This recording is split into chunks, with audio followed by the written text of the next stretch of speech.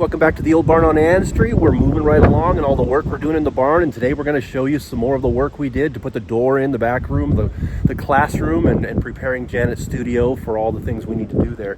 But we also want to continue our special features for Black History Month and show you the third video, or at least the sample of the third video we made to tell the Black Loyalist story. And this one, I mean, it's appropriate. Today's a blustery winter day because this one is about how the former slaves, the Black Loyalists, who many of them had lived in South Carolina and in the other parts of the American South, where it had been warmer and warmer climates in the winter, and yet when they came here, they had to prepare for their winter times here amidst all the circumstances. And it's really an amazing story. So here's that third video. I hope you enjoy this, and I hope you learn something and deepen your respect and love for the Black Loyalist community as well. So here we go.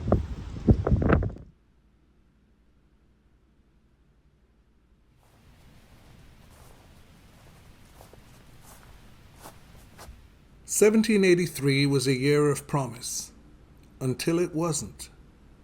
The land promised to the Black Loyalists never materialized. The provisions were barely enough to survive.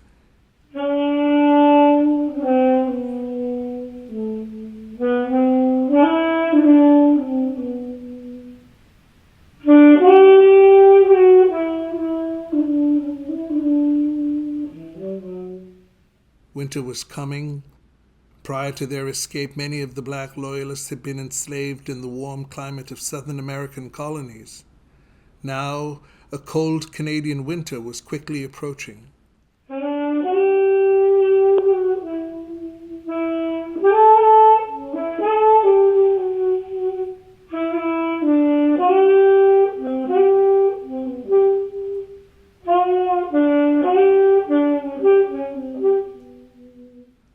To survive, many of them built pit houses, literally holes dug in the ground and covered by a wooden tent-like roof.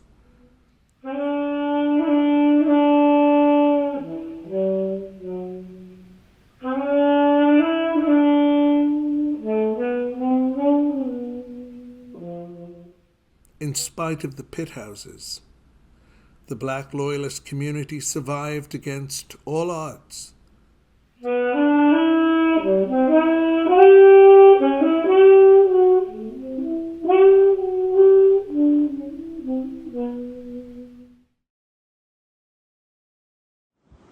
I can't imagine living in that kind of a structure for any amount of time, let alone for years. And in a fitting, I guess, demonstration of what that was like, that pit house, when we recorded that, was just this last fall.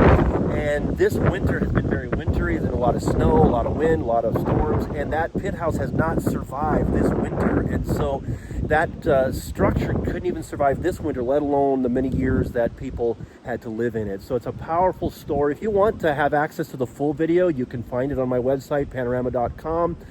You can have access to that. And again, it's for use in worship settings. You can show that video in your worship service, and you can have a great, one of our favorite old hymns, "It Is Well With My Soul," while you learn and demonstrate and honor the Black Loyalist community. So I hope you enjoy that and put that to good use. But now let's turn back to our work. We've got a lot of work left to do. So here's the work, some more work on getting the barn done and the back door. Here we go. So just a couple spots now that we've come to the time to actually install the door. Usually when you're installing a door, it comes with a door kit. The door and the door frame, all of it a lot of times comes in one kit.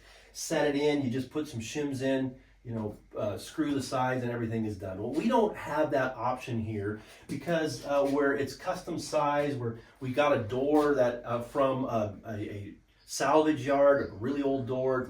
It's going to look great. We're going to use some of this old wood from the house next door, some of the original wood from when they built that. We think it goes back to the original build of 1788, and so for the frame around the door, we're going to use as much old wood as possible. So we're going to have to custom build it piece by piece, figure it out as we go along. The other thing is we're going to make it so that the door opens out instead of in, which is unusual because normally you want the door open in because then it's easier if there's ever a fire or situation like that. Firefighters can break in a lot easier that way when the door opens in instead of swings out. The other thing is when you have a door that swings out, the hinges are on the outside and therefore the hinge pins, and it's possible for people to take the door off and break in. We're not really concerned about that. It's an old barn and there will be other ways that people will be able to break in other than that. So we really are doing it just for the convenience of it swinging out instead of in, because swinging in, this is where the classroom is, this is where a lot of pottery will be taking place, and there will be times when things will be in the way of the door if it opens in. However, it doesn't matter what's going on in here. If we can open the door out, it will be good. So that's the plan. That's what we're going to do today. So here goes the beginning of this process. Hopefully in not too much longer, we'll have a door and be able to close this up.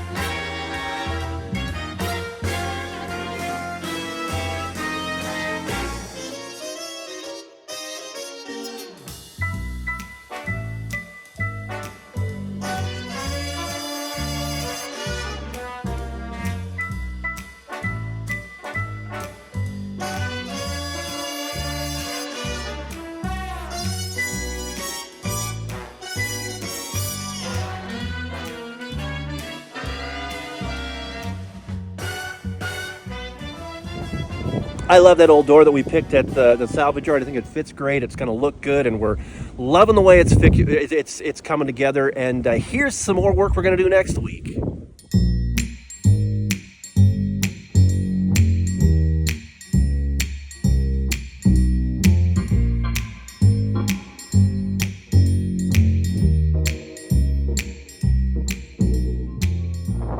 Thanks again for joining us this week in the Old Barn on Ann Street. It's a blustery winter day. I hope you're staying warm where you are, and we look forward to seeing you next week as we continue the work on the Old Barn on Ann Street.